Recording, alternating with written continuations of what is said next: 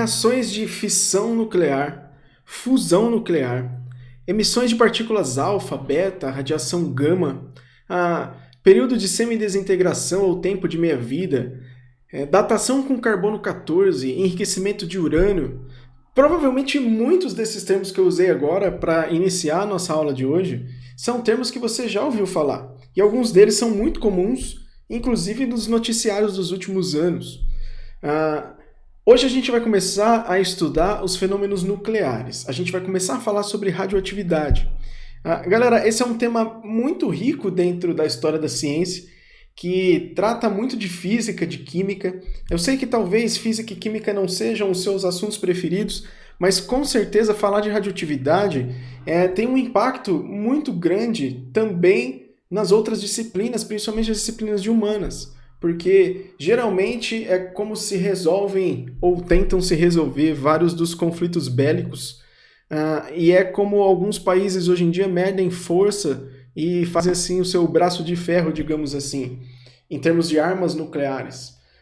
Também é comum a gente estudar fenômenos nucleares para falar de clima, de solo. Tá? Então, abra o seu coração para a química dos fenômenos nucleares, estude com carinho. Eu espero poder lhe ajudar. Hoje a gente vai conversar, como está aqui para vocês, sobre a definição do que é radioatividade e um pouquinho sobre as emissões de partículas alfa, beta e da radiação gama, certo?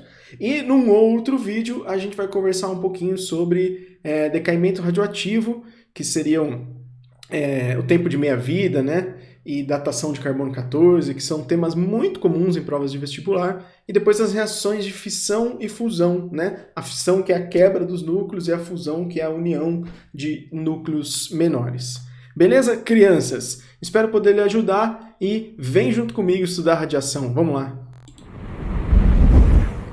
Bom, como você pode ver aqui já na nossa imagem, geralmente quando a gente fala de estudo de radioatividade, de radiação, as primeiras imagens que vêm à nossa cabeça são as imagens de desastres, né? Essa, se eu não me engano, essa imagem que eu usei aí, é a imagem que foi colocada naquele seriado, se eu não me engano, da HBO, né? Que é sobre Chernobyl, que é um seriado muito legal, recomendo que você assista, caso você tenha interesse. E eu acho que é essa imagem que eles utilizam lá na chamada do seriado, da série. Então, galera, é muito comum que a gente pense direto nas tragédias, tá? Por que a gente pensa quase que sempre nas tragédias? Porque é muito delicado trabalhar com radiação, é muito difícil. Os fenômenos nucleares são extremamente agressivos, são extremamente rápidos, são fenômenos fortes em termos de energia. Porém, se eles são fortes em termos de energia, é lógico que a gente pode utilizar isso também para o nosso bem. Por exemplo, apareceu aqui que a gente vai estudar a parte 1, tá? Os slides pularam aí de repente, que eu já falei para vocês. E nessa parte 1 a gente vai começar falando sobre fontes de energia. Por que fontes de energia, Alex? Porque se os fenômenos nucleares são fenômenos que são potentes em termos energéticos, é óbvio que eles também podem ser usados para coisas boas. Então, por exemplo, só para a gente passar rapidinho aqui, você conhece as fontes de energia que vão aparecer aqui para nós nesse slide. O petróleo, que é uma fonte não renovável, mas que infelizmente ainda é uma fonte da qual nós somos muito dependentes e provavelmente ainda será assim por um tempo, até que a gente sofra consequências piores, mas esse é assunto para uma outra aula, muito importante. Você conhece também a energia fornecida por fontes hidrelétricas, né? Por exemplo, uma usina hidrelétrica, que é muito comum, né, no nosso país. A gente tem um território muito propício para trabalhar com energia de fontes hidrelétricas, mas essas usinas, elas também geram um impacto ambiental muito considerável, vai muito grande, digamos assim, porque geralmente elas causam, você precisa represar um rio, um lago, para criar uma queda d'água, né, uma situação de maior pressão, e essa represa formada, ela gera impactos de alagamentos gigantescos, matando várias espécies vegetais e animais do local onde essa usina é implantada. Tá? Mas o funcionamento é muito simples, né? Uma queda d'água que movimenta uma turbina e isso gera energia elétrica. Existe também a energia solar, que essa é muito legal, né? Algumas pessoas já têm, aliás, muita gente já tem isso em casa, né? Quando isso surgiu, era uma tecnologia extremamente cara, ainda é um pouco cara, mas ela digamos assim, economicamente ela se recupera muito rápido, né? E é muito legal você ter essas células chamadas células fotovoltaicas para gerar a sua energia elétrica e geralmente fazer com que isso sobre até para o sistema. Galera, também não tem segredo, é um estudo que foi que foi disseminado, que foi feito por Albert Einstein, né, que é o efeito fotoelétrico, onde luz incide no material e arranca elétrons desse material. Opa, se está arrancando elétrons, eu posso usar isso, eu posso formar uma corrente elétrica e aproveitar esse fluxo de elétrons, certo? Efeito fotoelétrico, por isso células fotovoltaicas ou fotoelétricas. Mas também não é o tema da nossa aula de hoje. Existe mais uma fonte de energia bem legal, que é a energia eólica, também muito usada no Nordeste brasileiro e em alguns lugares do mundo, porque depende muito de locais abertos onde a gente tem uma incidência de vento muito forte. A gente tinha até, só um parênteses aqui, né, até uma presidente que, de tão ventos bons que a gente tem no Brasil, né, ela pensava até um projeto para estocar o vento, não era isso? Quem sabe, né, um dia ela tem a razão e a gente ainda tem que dobrar a língua. Mas, crianças, o fato é o seguinte, a energia eólica também não tem segredo. É vento movimentando hélices que vão movimentar a turbina e gerar energia elétrica. Tudo a grosso modo, tá? Porque hoje a gente vai falar só sobre radioatividade. Então a gente chega no nosso ponto-chave. A radioatividade, os fenômenos nucleares, também podem ser usados para gerar energia, tá? Eu não vou falar muito a fundo sobre o funcionamento de uma usina nuclear, mas pensa comigo de uma maneira muito simples. Você tem um composto que é capaz de emitir altas quantidades de energia. Eu posso usar essa grande quantidade de energia para aquecer a água. Gera o vapor d'água, que com pressões elevadíssimas vão movimentar uma turbina. Basicamente é isso também, tá? Então a gente não usa diretamente assim a energia que vem dos compostos radioativos para você usar na sua casa. Essa energia aquece a água, o vapor d'água movimenta turbinas. Muito bem, mas por que tem tanta gente que é contra a utilização de usinas nucleares, a construção de usinas nucleares? A gente pode fazer um paralelo com avião, por exemplo. O que o Alex vai falar de avião? É seguro andar de avião, galera? É muito seguro. É o meio de transporte mais seguro que existe. Só que quando um acidente acontece, as chances de esse acidente ser muito, muito grave, elas são imensas. Eles ocorrem muito pouco, mas quando ocorrem, a chance dele ser muito grave é gigantesca. É a mesma coisa para uma usina nuclear. Elas são extremamente seguras, muito seguras. Porém, quando algum acidente ocorre, ele é assim de proporções estratosféricas. A gente tem alguns acidentes muito famosos na história da humanidade, né? Eu estava falando agora há pouco com vocês sobre Chernobyl, que ocorreu em 1986, tá? Aliás, agora em abril, né? 26 de abril de 1986, a gente teve o acidente lá na cidade de Pripyat, na verdade na Bielorrússia, ali na antiga União das Repúblicas Socialistas Soviéticas, né? Um regime extremamente fechado, comandado a braço de ferro por Mikhail Gorbachev. E nesse período, galera, a coisa lá ainda né? Mas a comunicação era tão fechada que demorou muito tempo para que esse acidente viesse à tona, digamos assim. Mas isso é tema também para a gente conversar numa próxima ocasião. O fato é o seguinte: Chernobyl, 1986. O acidente com o Césio aqui em Goiânia, em 1987. E digamos assim, o mais recente foi o acidente na usina de Fukushima, no Japão, logo após o tsunami lá que destruiu quase boa parte do território japonês, né, depois do terremoto lá que deu tsunami em 2011, né? E aí a gente lá no Japão teve a destruição também por causa da água da usina de Fukushima, que foi um acidente terrível também. Então, em termos de proporções, Chernobyl e Fukushima são os dois acidentes mais graves que a gente tem na história da humanidade quando a gente fala de usinas nucleares. Tá? Então, assim, é muito seguro, mas quando dá algum rolo, é um problema sério. Mas o que é essa tal radiação, né, que causa tantos problemas aí para nós? Essa tal radiação é um fenômeno que ocorre no núcleo dos átomos, quando esse núcleo é muito instável. Então imagine um núcleo extremamente instável buscando estabilizar-se. Para que ele se estabilize, ele vai liberar pedaços desse núcleo ou simplesmente liberar energia. E os fenômenos nucleares, eles são muito energéticos, galera, porque você tem no núcleo de um átomo uma densidade absurdamente grande. É um espaço muito, muito pequeno com uma massa muito grande quando se trata do átomo, né? Toda a massa do átomo está, ou quase toda, está unida num único ponto ali, que é o núcleo. Então, quando fenômenos de quebra ou de junção desses núcleos ocorrem, geralmente a quantidade de energia é monstruosamente grande, certo? A gente conhece já como que é o modelo atômico, né? Podemos pensar em Rutherford ou Bohr para imaginar fenômenos nucleares radioativos. Até alguns nomes aqui para você estudar depois, tá? Um nuclídeo, o que é uma reação nuclear, mas são coisas teóricas e fáceis.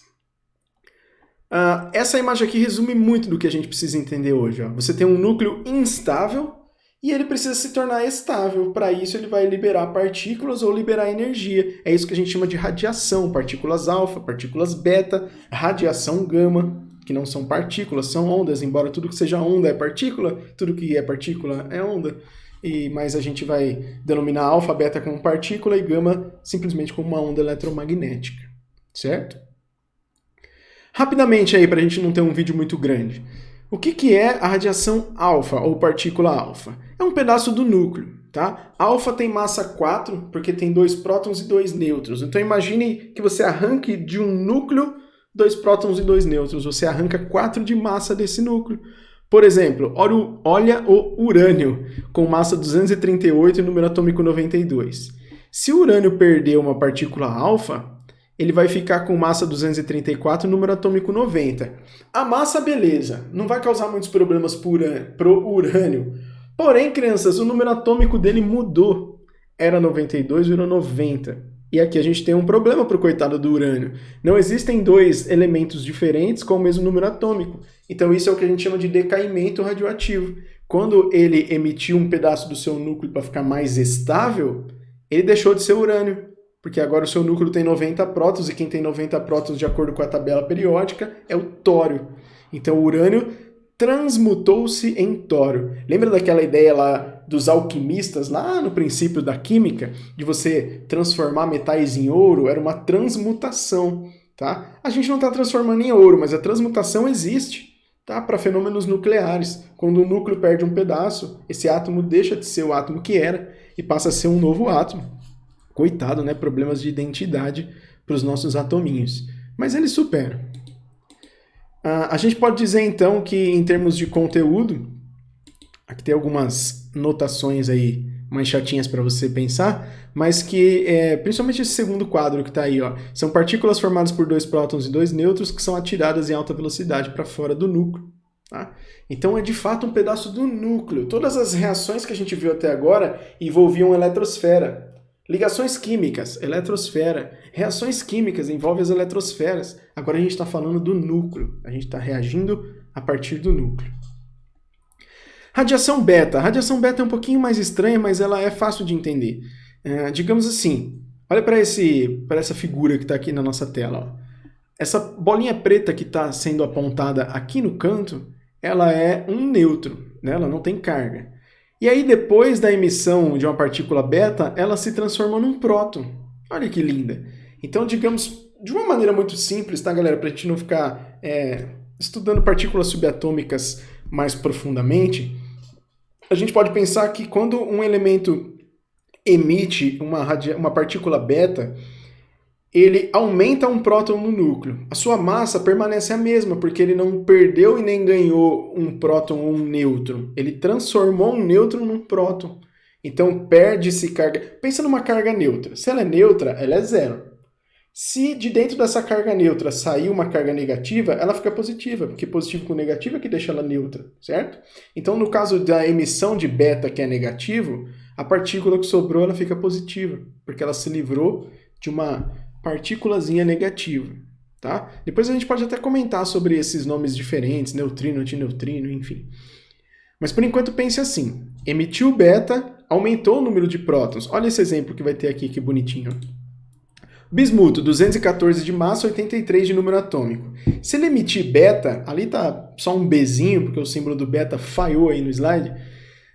Beta tem massa 0 e número atômico -1. O que significa esse -1? Que ele deve um próton? Não, que ele deixa um próton onde ele sai, certo? Então, o bismuto, que era 83, terminou com o número atômico 84. E 84 também não é mais bismuto, é polônio.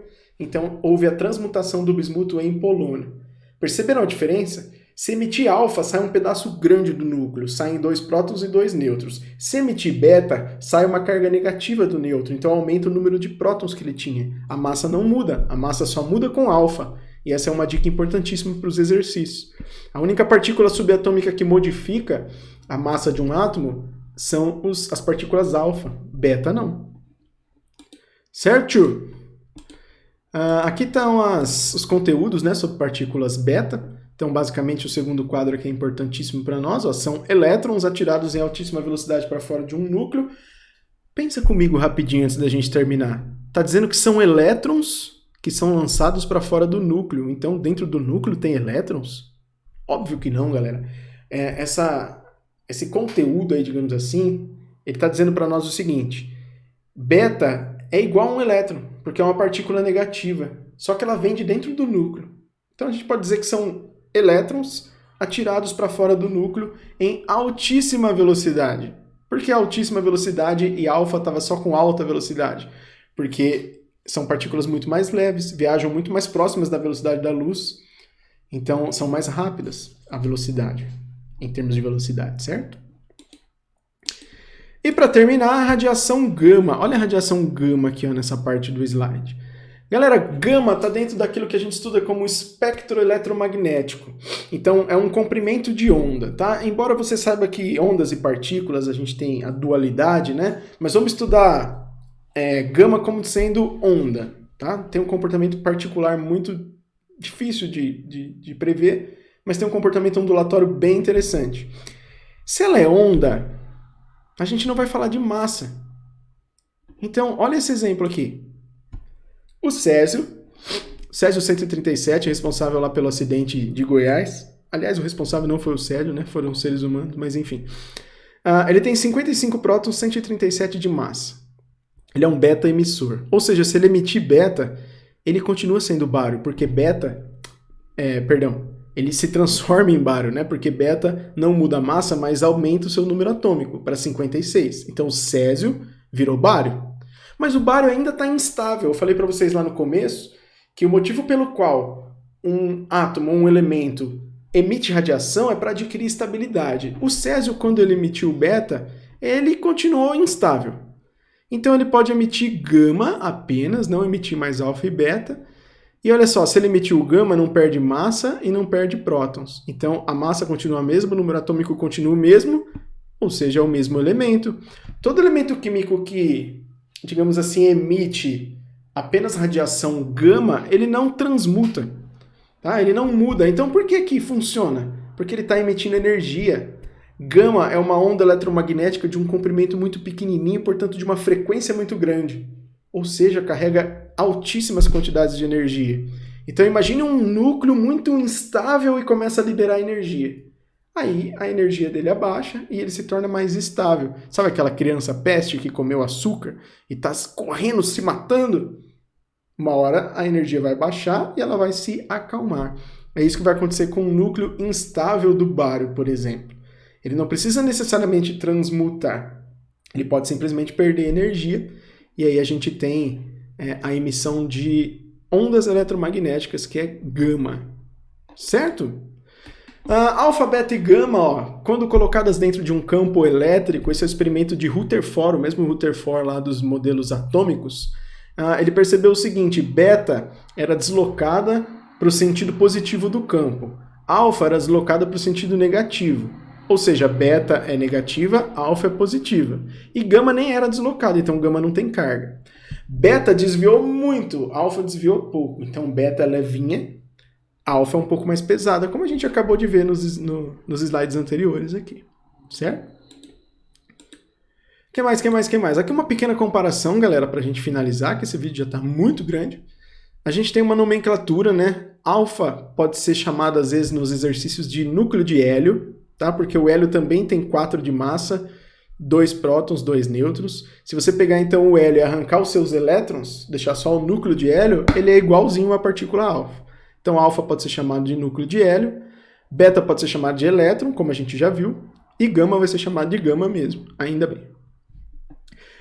Alfa, beta e gama têm poderes de penetração bem diferentes, né? Alfa é maior, viaja com uma velocidade menor. A gente tem aqui ó, que alfa viaja de 5 a 10% da velocidade da luz. Não que seja pouco, mas beta, como é mais leve, viaja com até 90% da velocidade da luz. Então, seu poder de penetração se torna gigantesco, certo? E gama? Gama é a própria luz. Então, viaja lá nos 3 vezes 10 a oitava metros por segundo, que é a velocidade da luz. Maravilha? Muito bem. Aqui, só para ilustrar, né? Baixo poder de penetração, médio e elevadíssimo. Galera, por enquanto é isso. A gente acabou fazendo um vídeo aí de mais de 20 minutos, não era a minha intenção. Até falei um pouco rápido demais para ver se a gente conseguia diminuir esse tempo, mas é muito importante que a gente entenda bem esse começo, beleza? Como tá aqui em cima para você, ó, definição. Fenômenos nucleares ocorrem no núcleo dos átomos. Emissões alfa, beta e gama. Alfa tira 4 de massa, 2 prótons, 2 nêutrons. Beta não muda a massa e aumenta um próton. Gama não muda nem massa nem número atômico, só diminui a energia dos átomos. Maravilha?